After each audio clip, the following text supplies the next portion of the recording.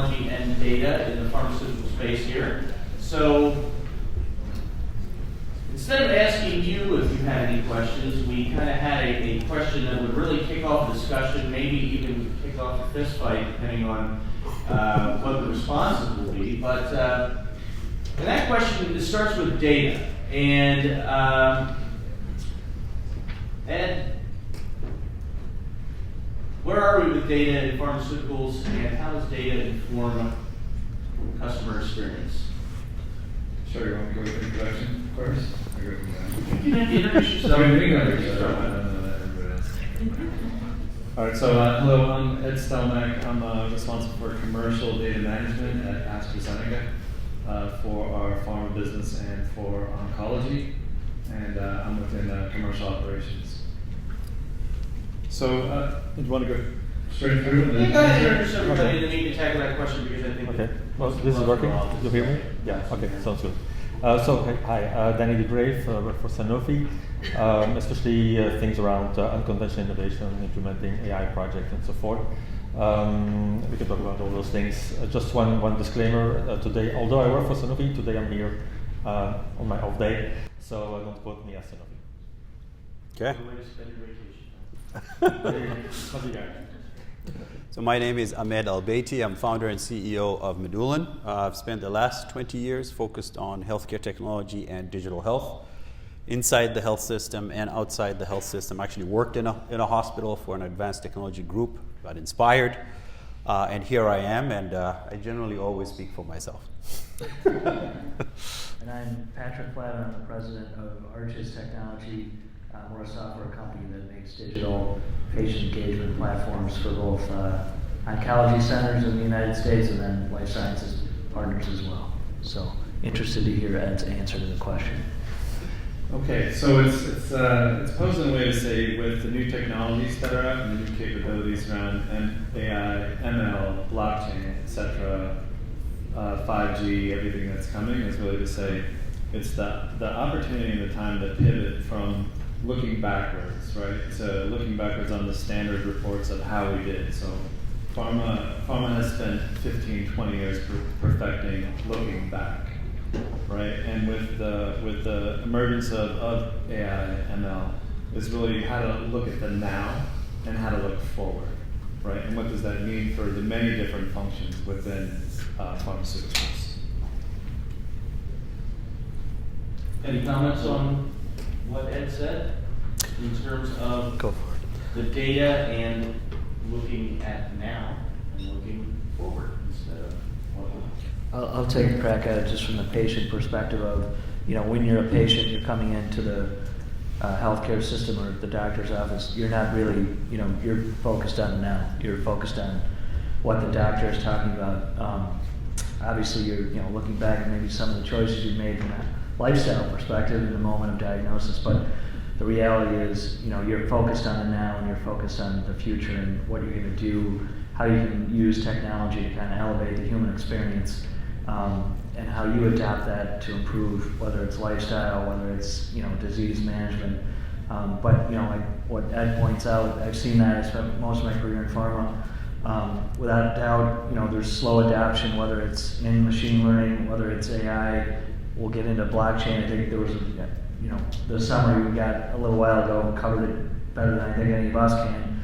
What we were reflecting on was that, again, pharma being maybe slow to adapt or cautious to jump in on some of these new technologies, just for various different reasons. We feel like machine learning, AI, and voice are kind of just coming into the community, where blockchain is maybe a little further downstream.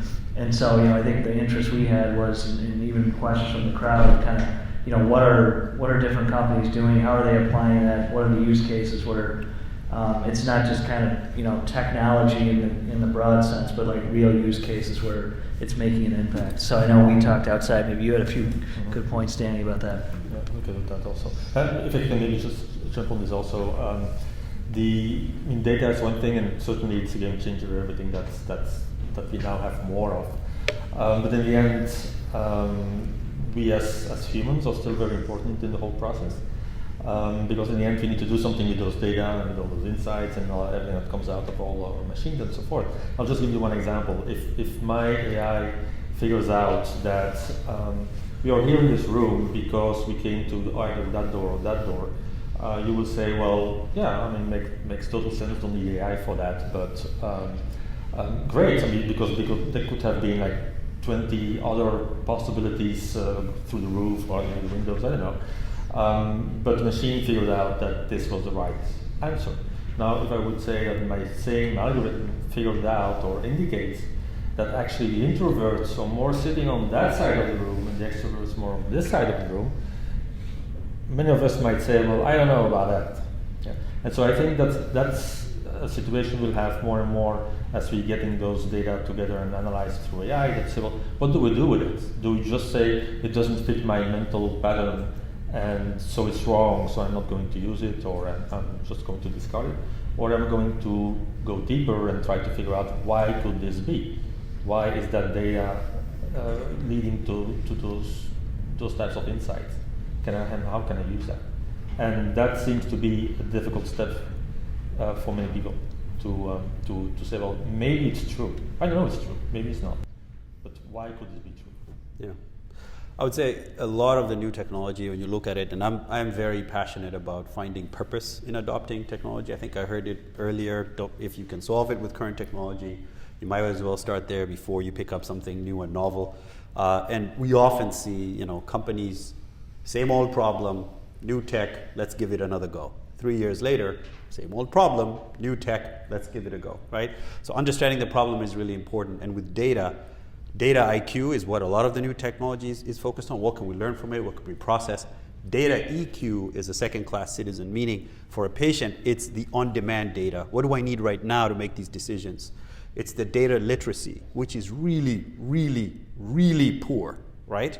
And as the volume of data grows that is presented to clinicians and then presented to patients, that literacy is a bigger barrier to making the right decision. So data IQ is great. A lot of tech on data IQ right now because professionals are consuming that. Data EQ, the emotional quotient of that data and what it means to people, very poor. And it's ironic because that's where AI could do some really good things.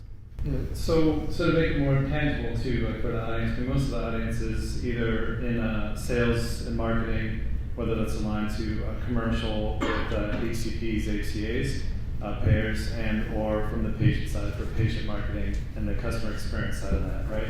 So traditionally, in the comment to look back is, you're going to do your targeting alignment, you're going to do your field force sizing, and then you're going to go out and they're going to call and they're going to see how they did in the primary care market, right? So volume-based chronic care market.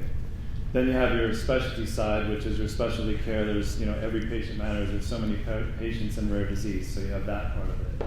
So how could you look at using AI to optimize either one of them? There's different modes for each, right? So there's a lot of cost pressures around the primary care side. So that may be, how do you use your primary care field reps? How do you optimize that for the opportunity that's there? That's trends in the data, things that are coming in real time with claims, with diagnostic data, claims and diagnostic data linked together. You have all that, and then how do you tie that to your multi-channel? So data is the key thing behind it. Like a lot of people focus on just the capability, like, oh, we have a CRM, the CRM uses data. Oh, we're going to go market products. Well, when you market that is connected to data. So you can connect all that from that side. And then when you get into the specialty care side of it, is you can't really hire enough reps to be where the patients are because you don't always know where the patients are, right? Because you might have 100 patients a year. For the rare disease and hematology, they might have 500 patients on their drug a year. So you could use AI, you could use ML, you could use triangulation, all different areas to say, this is where something is going to happen, right? Or this is where there's been conversations that have happened that led to X, Y, or Z patient being on a drug that's similar in market to ours, and then getting ahead of that conversation and getting a rep there. So you're having real-time conversations with your HCPs.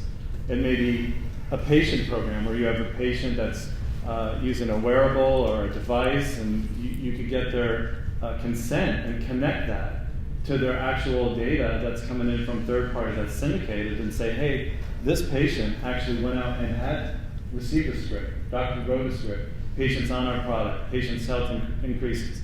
They're not going back. They haven't been back to the ER again. And you can work through all that by connecting the data today, where data is connected literally. So you have your non-data science part of it, which is just connected queries, and then you have your data science part on top of that. Yeah, that's great. I think just, the EQ point you just made was interesting. I hadn't thought about it like that. As I think about a specific example where I've seen that apply, and what we do is, we're partnering with an oncology center, and as patients come into the center and are diagnosed with cancer, we're integrating with the EMR, and then we're providing a digital roadmap for them as they come and then prepare for their port insertion, or if they're going through chemo, or whatever the pathway may be.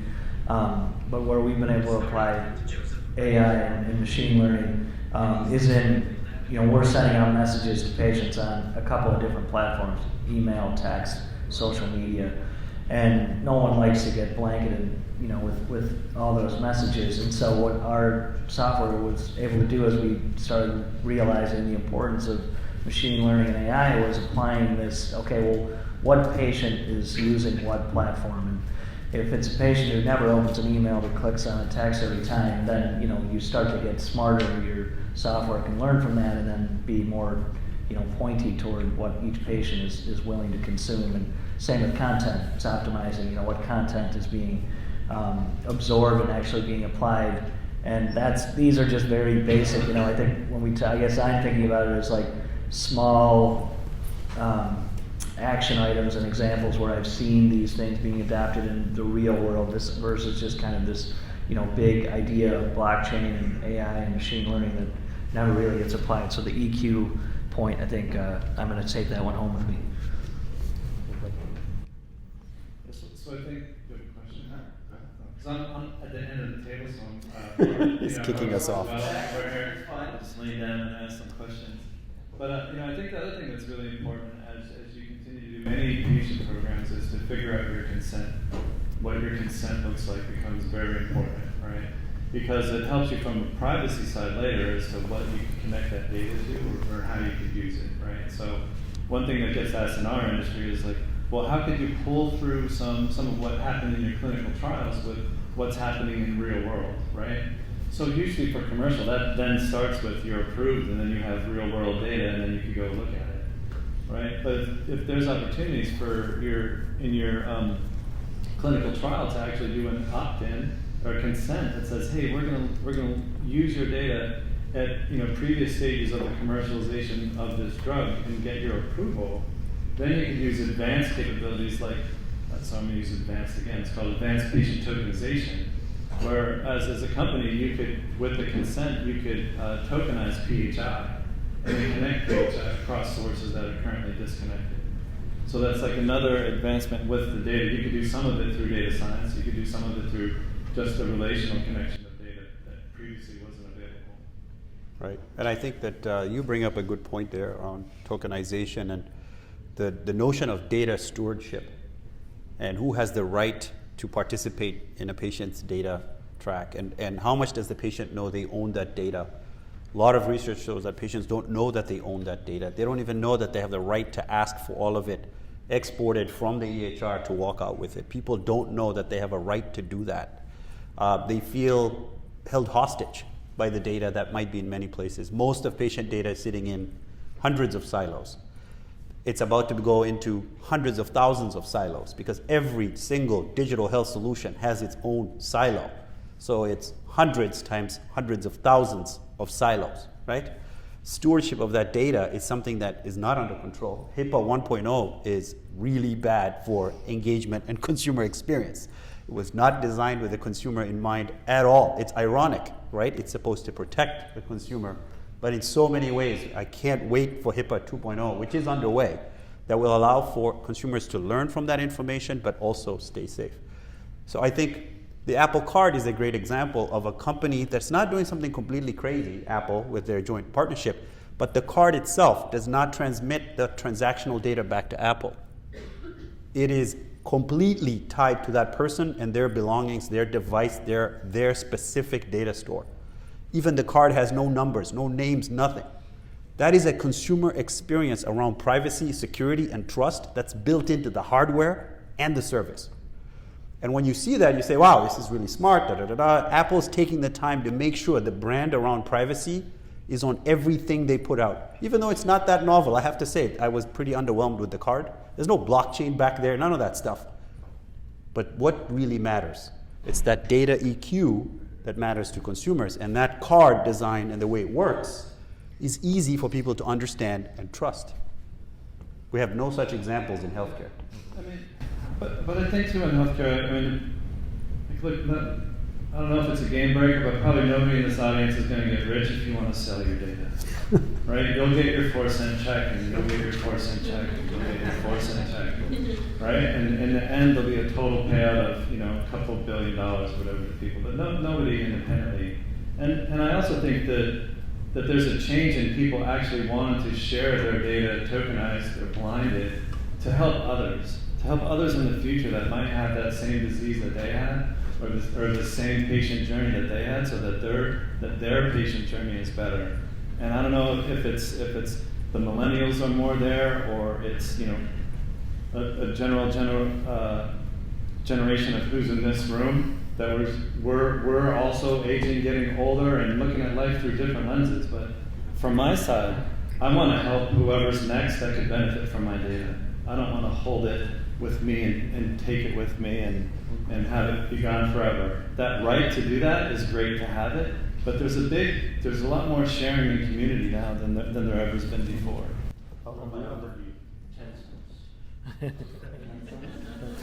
cents. 4 or 10, maybe, and I think we already have so many things to take care of, but it also then provides an opportunity for new service models.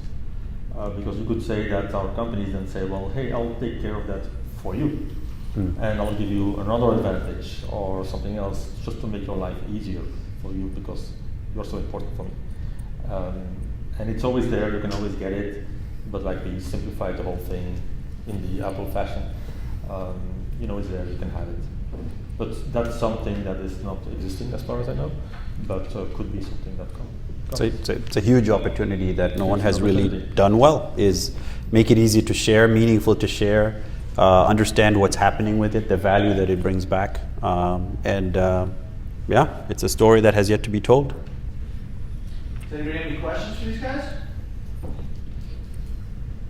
I have a comment.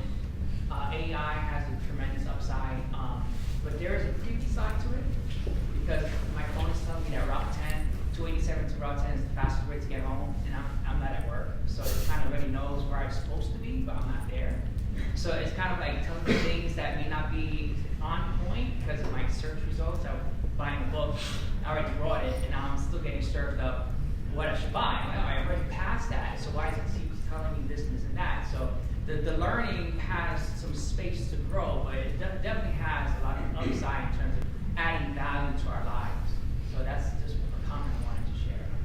And do you think that that's mostly to the positive, or mostly? Depends on how you see it and your perspective, because maybe I want to know how fast I can get home. If you are indeed going. If I'm going home. Right. But do you want to know, do you want it out there that somebody knows which book you're reading? Yeah. Depends on what the book is, I guess. I mean, again, it can be both sides. It can. And I think it was a Rock Health report that came out recently that basically showed how the swing from trusting known sort of entities, your healthcare provider, pharma company, your payer, other healthcare entities throughout the value chain versus all the big tech companies. Huge swing in terms of comfort to share data with the big tech companies over the last 2 years. And so.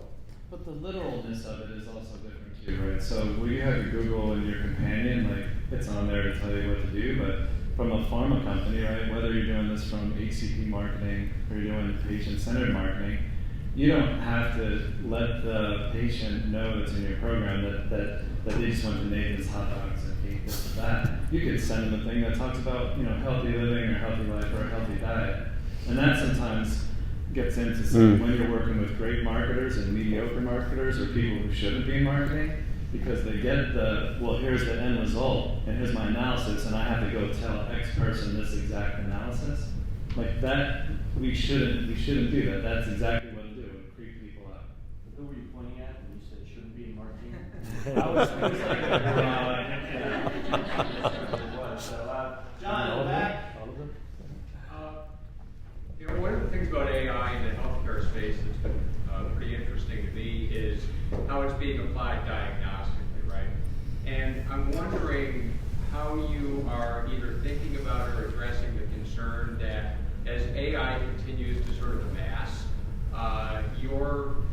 our ability as human beings to discern whether or not the algorithms are getting it right start to become more and more obscure, right? Because AI is something of a black box. And how are you thinking about sort of putting fail-safes in place or just sort of ratifying that as AI improves overall the patient care that, there aren't corner cases that are going awry that are undermining, patient well-being or health or diagnostic accuracy? Yeah, that's really interesting. So part of it is understanding governance of data and good, clean data and how much effort that takes before you can start to get value out of AI programs, right? And I think Dany can talk to that at length.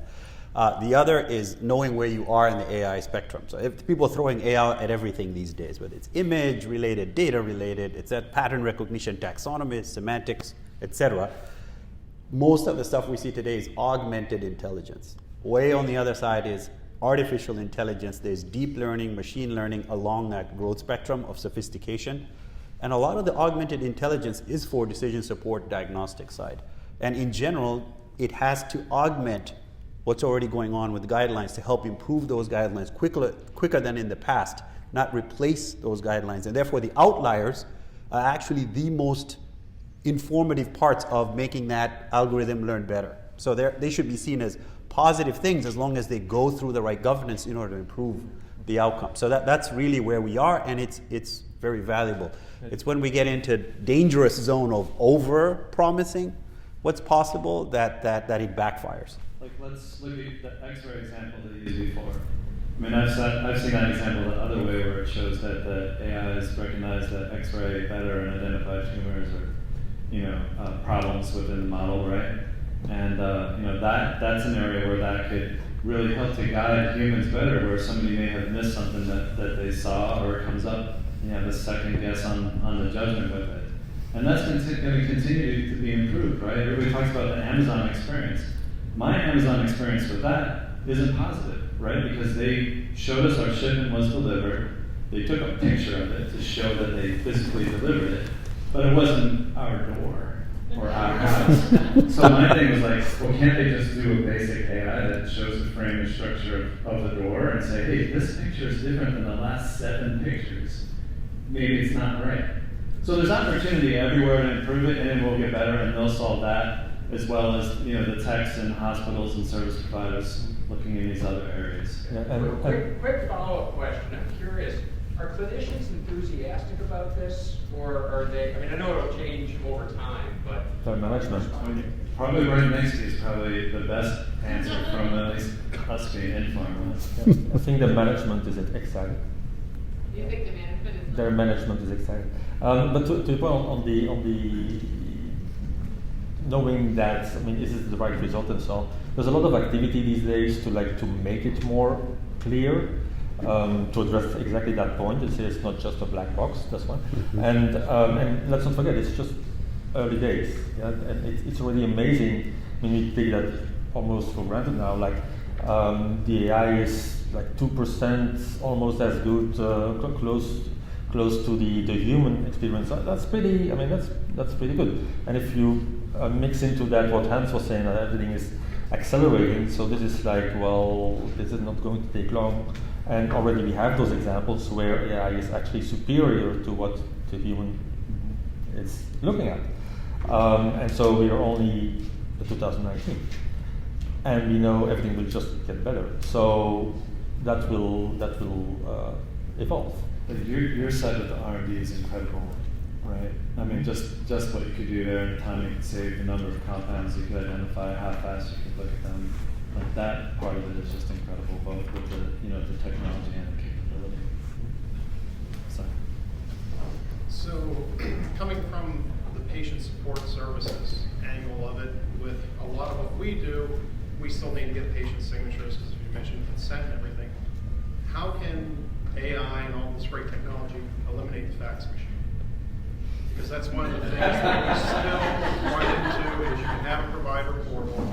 Every manufacturer has one. No one uses it. They still want the physical form to fax it in.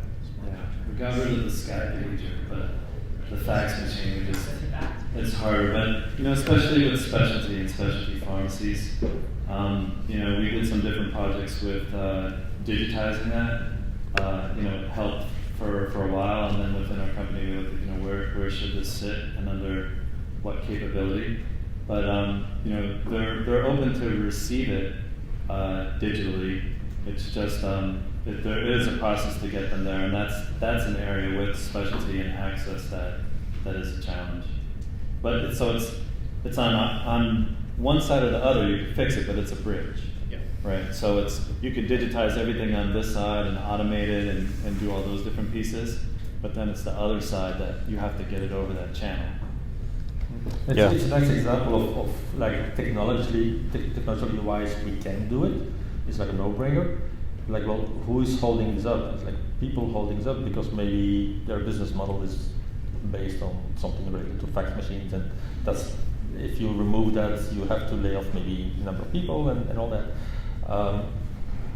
It's doable, and I think we have this with a lot of AI and blockchain, the same thing, that you can do these things.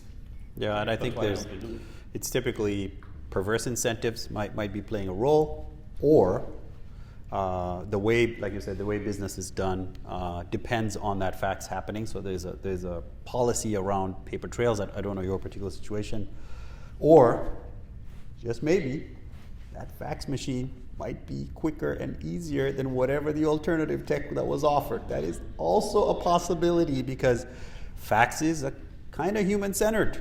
Press the button, out it comes, read it, don't like it, shred it, put it back in, remember the number. So if the muscle memory is trained around using that fax machine and they feel like they could do it in 22 seconds versus, 4,000 clicks that an ED doc does on a daily basis using EMRs, I think I'd take the fax machine. I can help you with the fax if you need help with the fax. Went to 6 specialty pharmacies, and then what happens? I can help you after that part, not before. Okay, so we have to conclude, but I have one final question in sort of a lightning round format for you guys. Just one word or answer. A year from now, we're going to reconvene for the 7th annual Pandora Customer Experience Summit, and I'm wondering what you think would be the data or technology that we are talking about 1 year from now. And it could be something that you use or something that you sell, it doesn't matter, but what do you think in 364 days, Patrick, we will be talking about at CX Summit? Fax machine. No, I would say, I'll say, no, I mean equally, not that it's as outdated as the fax machine, but I think we'll still be talking about the promise of EMR. It hasn't reached its, it's been adapted. When we talked about adaption, it's adapted, but it's still in its infancy. I was going to say fire, and I don't mean like caveman fire, but fire as in the data exchange standard that has finally taken root, and I think is really, really critical before you can unlock blockchain and AI and all that. So I'm going to go with, I hope it's fire. Dany? I would say much of the same as we are speaking about today. Maybe one little thing or one little note about quantum computers, like something coming after blockchain.